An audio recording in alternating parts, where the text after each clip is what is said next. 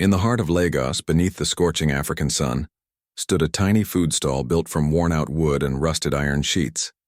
It leaned tiredly under the shade of a large tree, just beside a noisy street where buses coughed smoke and men shouted prices. And there, with patched clothes and slippers that barely held together, stood Esther, only 24 years old, but already carrying a life that had been heavier than most. Every morning before the sun fully rose, she stirred big pots of beans and yam, porridge, sometimes rice, sometimes nothing but hope. Her hands moved fast. Her heart, though, often moved slow, with quiet sadness, yet you'd never see that on her face. Esther always smiled, greeted every customer with the same warm words. "Good afternoon, sir. You're welcome," even when she hadn't eaten herself. Even when her stomach groaned louder than the engines passing by, she had no family, no backup plan. Her parents were gone, taken by life too early. She lived in a small room with no running water, no light, just a mattress on the floor and a heart still full of dreams. But even then, Esther gave. If someone couldn't pay, she still served them. Her logic?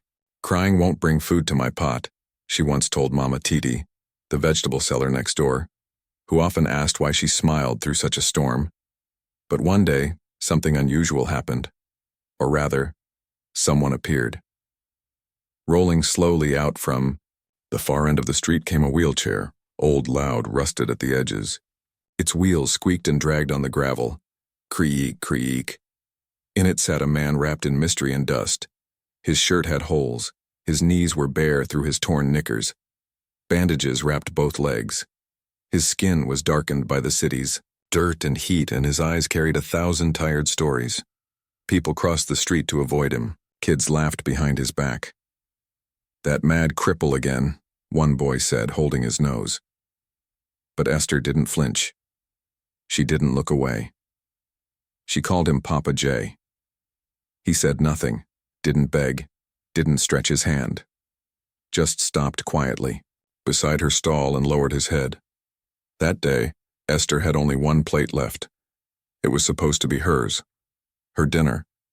But when Papa J said, barely audible, "I haven't eaten in 2 days," she didn't hesitate. She handed it to him. No speeches, no strings. "You're giving me your last plate again?" he asked. Esther just smiled. "I can always cook more." She didn't know it yet, but someone was watching. And her life? It was about to change forever. Every afternoon, like clockwork, the rough squeaking of rusted wheels echoed down the same stretch of dusty street. It was a sound that most people had grown used to ignoring, just background noise in the chaos of Lagos. But not Esther. To her, that sound meant something. It meant Papa J had made it through another day. He always came the same way, slowly, carefully. Each push of the wheel required effort. His arms were thin but strong, moving with a practiced rhythm as he maneuvered the battered wheelchair over the broken stones. His legs, still wrapped in the same tattered bandages, didn't move. His knickers were worn, torn open at the knees. The same dust clung to his face, darkening his already tired expression. People rarely looked at him with kindness. Some laughed, others scoffed. "That madman again," one boy shouted one afternoon, pointing with mocking eyes. A few passers-by even covered their noses dramatically as they passed him. One woman crossed to the other side of the street, shaking her head in disgust. But Esther? She saw something else. She saw dignity hidden in silence, pain hidden in posture. And every time he arrived, she greeted him not with pity, but respect. "Papa J," she would say gently, "you didn't eat yesterday." He often didn't answer, right away. Sometimes his voice was so low the wind almost stole it. "I was too weak to come," he once admitted. "I hadn't eaten in 2 days." And just like the first time, Esther didn't hesitate. Even if it meant giving away the last plate, the one she had saved for herself, she handed it over. Steam still rising. Spoon already placed. Her smile didn't fade. "You always feed that beggar," a woman snapped one day watching the exchange. Her tone dripped with disdain. Her eyes rolled like Esther was throwing her future away.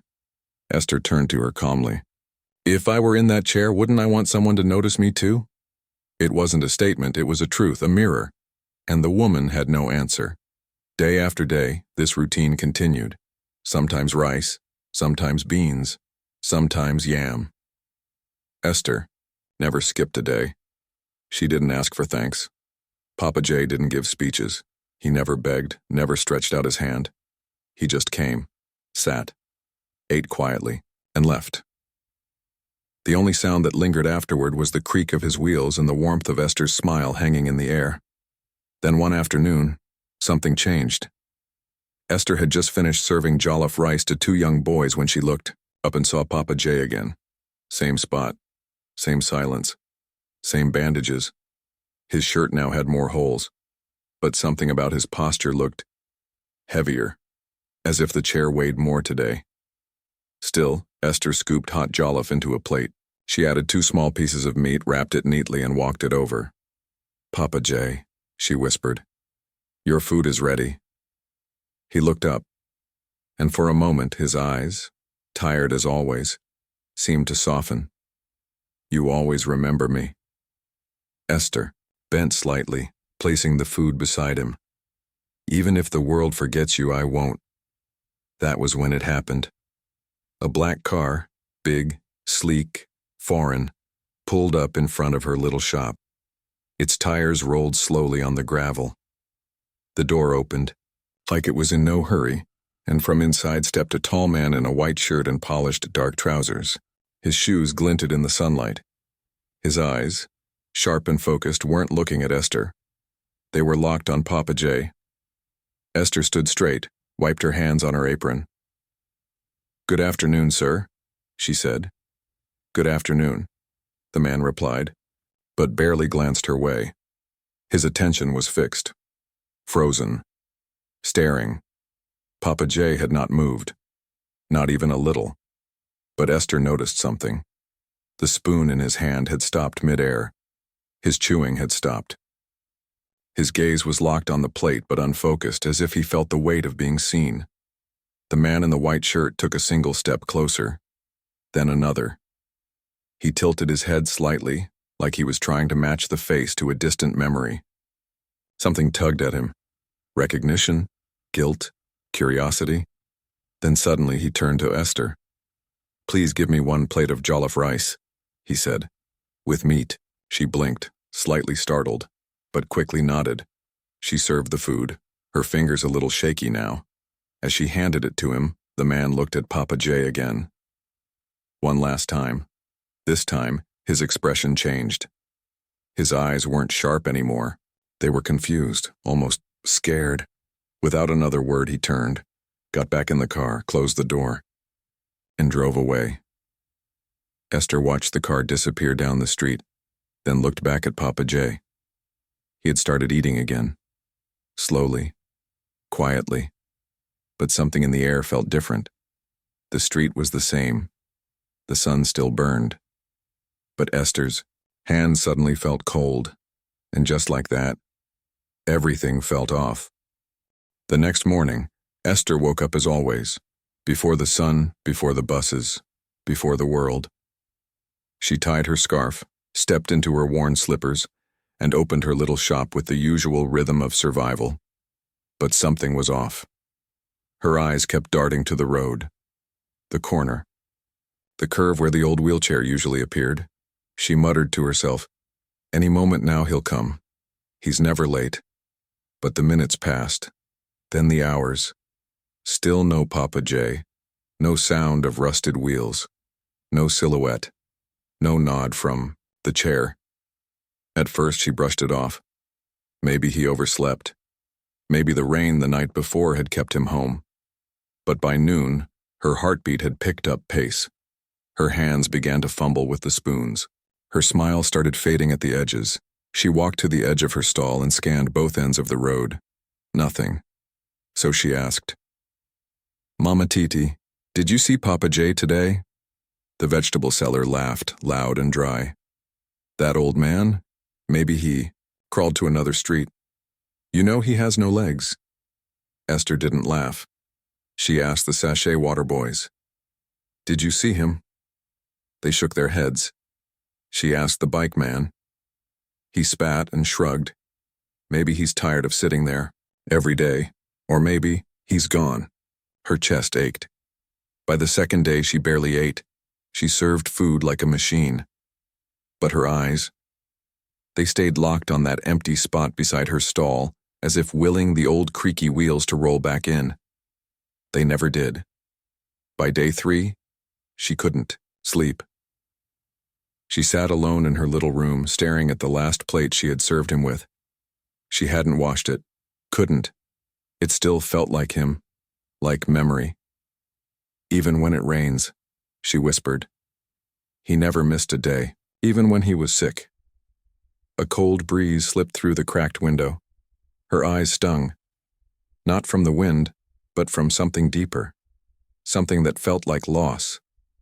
Something was wrong. Very wrong. And deep inside her, she knew. Papa J wasn't just missing. Something had happened. The next morning, just as she was setting her table again with a heavy heart, a black car pulled up in front of her stall. Not the same one from before. This one was bigger, shinier. A man stepped out, tall, sharp-looking, dressed in an expensive red cap and fine clothes. He didn't greet, didn't smile, didn't even make eye contact. He just walked straight to her table, reached into his pocket, and handed her a brown envelope. Esther blinked. Sir, what is this? The man simply said, Read it, and don't tell anyone. Then turned around and got back in the car. The engine roared, and the car sped off into the distance, leaving dust and silence behind. Esther looked around. No one else had seen. Her hands trembled as she opened the envelope. Inside was a single sheet of white paper. She unfolded it slowly. Only one sentence stared back at her. Come to Green Hill Hotel by 4 p.m. Don't tell anyone. From a friend. Her mouth opened slightly, but no words came. Her heart began to pound.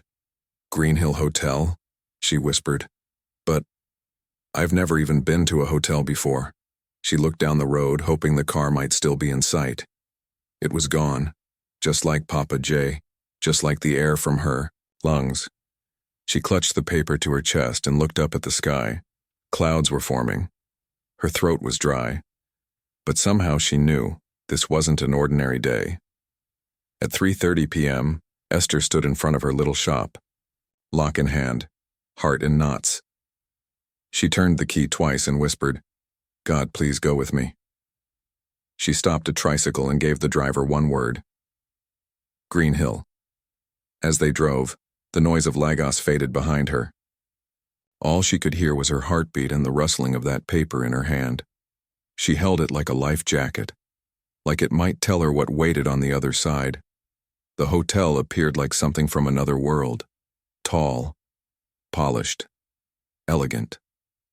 The windows sparkled like glass diamonds. The gates were guarded. The walls didn't even have dust. It looked like it belonged in a movie. One guard wearing dark glasses stepped forward. Good afternoon, madam. Who are you here to see? Esther opened her mouth slowly, showed him the paper. I was told to come. My name is Esther. The guard read the note, then smiled. Ah, Esther. Someone is waiting for you inside. Before she could ask another question, the glass doors opened and a man in a black suit walked out. He didn't say much. Come with me. Her legs felt like feathers, but she followed. They walked through a quiet hallway that smelled like rich perfume and polished floors. Then he stopped at a tall brown door. He turned to her. Someone is waiting inside. She swallowed hard. Can I go in now? He nodded. You're safe, just go. Esther took one deep breath, then pushed the door open and froze. There, in the middle of the room, sat a man in a wheelchair. But it wasn't the man she remembered. His clothes were clean. His hair was trimmed. His face was fresh, confident, radiant. She blinked, stunned. Her mouth parted. Her knees weakened. Papa J? She whispered. But something wasn't the same. It was him. But it wasn't him. Esther stood still in the doorway, heart pounding against her chest like a drum in a quiet hall. The man in the wheelchair lifted his eyes to meet hers. They weren't the tired eyes she remembered. They were sharp now, clear, present, glowing, with something Esther hadn't seen before. Power, calm, intention. He smiled slowly. "Esther," he said in a voice she recognized, but fuller now, deeper. She took a step forward. "Papa J?" she asked, breath trembling. The man nodded gently. "It's me. But my name is not Papa J. It's Chief George." The words hit the air like a thunderclap. Esther's fingers twitched. Her knees threatened to give way. "Chief?" she repeated, her voice caught between disbelief and awe. He gestured for her to sit in the chair across from him. Esther obeyed slowly, still staring, still trying to stitch the man she used to serve food to with the man sitting in front of her now. His shirt white and crisp, gold buttons gleaming, a luxury watch hugging his wrist. "I owe you the truth," he began. "The whole truth." Esther nodded slowly, not trusting her voice. Her hands rested in her lap, but they wouldn't stop shaking. "I wasn't always in that chair," Chief George said. "In fact, I didn't need to be in it at all." Her eyes widened. You can walk?" He smiled again. "Yes." And with that, he placed both hands on the arms of the wheelchair and stood. Esther gasped. Her hands flew to her mouth. It was like watching a ghost rise. The man she had watched sit motionless for weeks, now standing tall, straight, and strong. He walked over slowly and stood beside her. "Why?" she asked, tears welling in her eyes. "Why pretend? Why sit there all this time like that?" Chief George looked at her with eyes full of memory. "Because I got tired of fake kindness. I got tired of people only helping when cameras were rolling, when their name would be mentioned, when they had something to gain. I wanted to know if there were still real hearts out there. Someone who would give when no one was watching. Someone who would help just because it's the right thing to do." Esther's throat tightened. Her eyes shimmered. "And you?" He continued. "You fed me with joy. You gave when you had nothing. You served me your last plate without asking for a single thing. Not once did you treat me like I was dirty. Not once did you ask, 'What will I get?'" She wiped her cheeks with the back of her hand. "I didn't do it for anything. I just couldn't let someone go hungry." "That, Chief," George said softly, "is exactly why I chose you." Before she could respond, the door opened behind them. Two men in suits entered the room and nodded at Chief George. He turned to Esther. "There's something I want to show you. A reward. You deserve to see what your kindness has built." Esther stood, barely able to keep her balance. "Oh, okay," she said. They exited the room and walked through a marble hallway that seemed to stretch forever. Outside, the sunlight poured onto a scene that looked like it had been stolen from a movie set. 5 large black SUVs were parked in a perfect line, their windows tinted, their bodies gleaming. Men in black suits stood beside each one like shadows. Chief George walked to the first vehicle. A man opened the door for him. Then he turned and extended a hand to Esther. "Come in." She hesitated, but something inside her whispered, "Go." She stepped into the car. As soon as the doors shut, the convoy moved. They drove in silence at first. Esther looked out the window.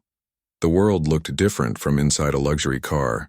The noise of the streets felt distant, like she was gliding above it all. But inside, her heart was still catching up. 30 minutes later, the convoy turned onto a quiet street lined with brand new buildings. Glass and marble, golden signs, fountains. Then they stopped. Chief George stepped out first. Esther followed. Her eyes locked on the building in front of her. It wasn't just big. It wasn't just beautiful. It was something more. The kind of place she'd only seen on TV. A building with wide steps, golden door handles, flowers arranged at the entrance. But what took her breath away was the name on the signboard. Esther's place, home of sweet meals. Her knees buckled. She grabbed Chief George's arm. This is mine? He nodded, calm and sure. Yes, all yours. You did this. For me? You gave with nothing. I'm giving because you gave. You will never suffer again, Esther. He handed her a ring of keys. She took them, barely able to hold them still. Inside, the building sparkled. The floors glowed. The kitchen gleamed with new equipment. Freezers, ovens, stainless steel counters, chef uniforms folded perfectly. Her picture was already framed on the wall. Esther dropped to her knees. Her body shook with quiet sobs. You didn't have to, she said. I didn't expect anything. Chief George placed a gentle hand on her shoulder. Kindness speaks louder than anything else. Yours echoed through this whole city. Now it will feed even more. Months later, Lagos had changed, but not as much as Esther had. Her name was now known in circles that once would have ignored her. The same girl who once sold rice and beans under a tree, barefoot and smiling, now walked through glass doors into one of the finest food plazas in the city, Esther's place. The restaurant buzzed with quiet music, elegant lighting, and polished shoes on marble floors. Guests from all over came to taste the meals her name now represented. But Esther didn't cook anymore. She didn't carry trays or scrub pots. That job now belonged to trained chefs and a full staff in tailored uniforms. Her office sat upstairs, spacious and warm, her name etched in gold on the door. Her picture, once taken at her roadside shop, now framed in honor on the hallway wall. Staff members greeted her with deep respect, calling her Madam Esther. But with every success, Esther never forgot. Not the creaking sound of rusted wheels on gravel, not the smell of jollof rice on a slow afternoon, not the man who never asked but always came. She never forgot Papa J, or Chief George, or the day her kindness opened a door no key could ever unlock, and because she remembered, she gave. Outside her restaurant, a white food truck rolled onto the road every Friday morning. On the side of it, painted in clean, proud letters, were the words, Esther's Food Love, feeding the hungry. Every week, her team went to the very streets she once walked, under bridges, at crowded bus stops, around noisy markets. There, people lined up with tired faces, bare feet, and empty hands, and one by one they received hot meals, packaged with love, handed with dignity, and sometimes, when Esther had time, she would step out herself. No guards, no makeup, just Esther, walking through the crowd, handing out rice and stew with the same smile she had years ago. And when someone asked why a woman so rich and respected would still come to feed strangers, she would place her hand gently on her chest and say, Kindness brought me here, so I send kindness out again. On one such morning, as the Eid van pulled away after a full day of giving, Esther leaned against the door and looked up at the sky. The sunlight danced against her face. She whispered, Thank you, Chief George. Thank you for seeing me. And that's how her story became legend, not just because she rose, but because she reached back. Kindness is never wasted. It might just be your miracle test. What if the next person you help is the one who changes your life forever? A new story is coming soon. Don't miss it. Like, share, subscribe, comment below. Would you have helped Papa J?